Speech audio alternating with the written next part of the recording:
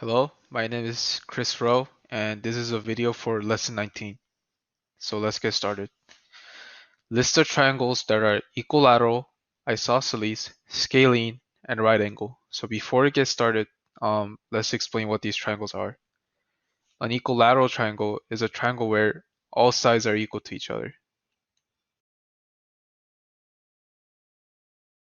An isosceles triangle is a triangle where only two sides are equal to each other.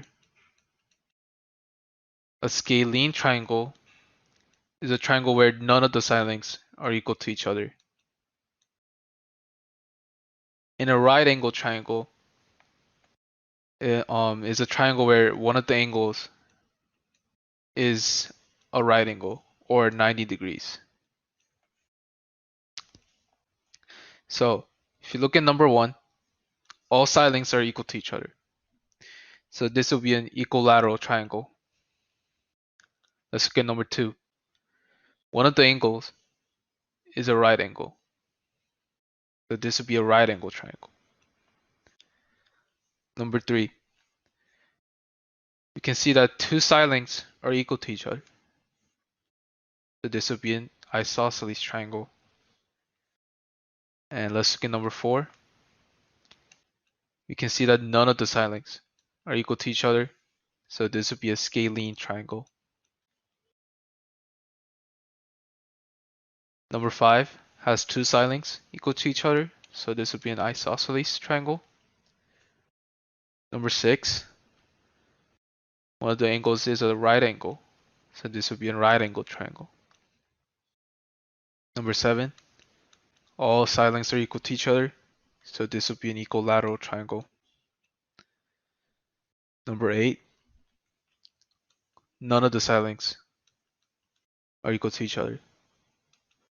So this is a scalene triangle. And try out the rest for yourself. Adding mixed numbers. So if you want to add mixed numbers, we first have to expand the equation.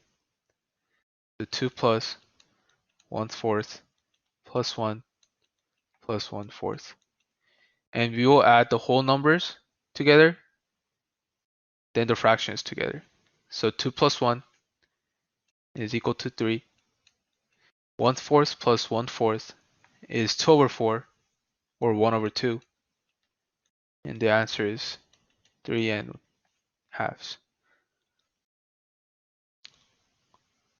So we're going to do the same thing here. 3 plus 1/2 plus 1. 3 plus 1 is 4. And we don't have anything to add for the fractions, so the answer is just going to be 4 and 1/2. So if you look at number 3, we can see that the fractions don't have a common denominator. So we're going to multiply one of the fractions so that we get a common denominator. A common denominator of 2 and 4 is 4, so 4 plus 1/2. And we're going to multiply the denominator and the numerator by 2 plus 1 plus 1/4.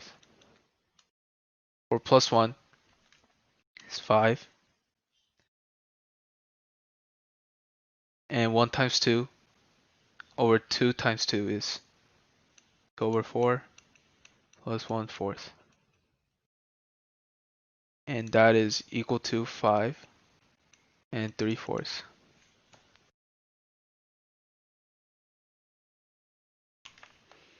We're going to do the same thing for number 7.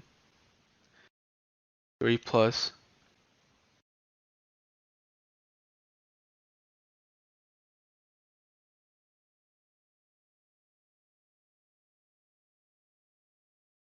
1 is 4. 1/2 times 2/2 is 2/4 plus 1/4. That is equal to 4 and 3/4.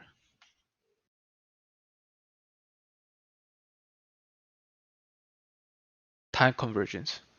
So we know that there are 7 days in 1 week. So in 2 weeks, there will be 14 days. In 3 weeks, there will be 21 days. In 4 weeks, there will be 28 days. 5, 35, 6, 42, 7, 49, 8, 56, 9, 63, 10, 70. Hours and minutes. We know that there are 60 minutes in 1 hour. So in 2 hours, there will be 120 minutes.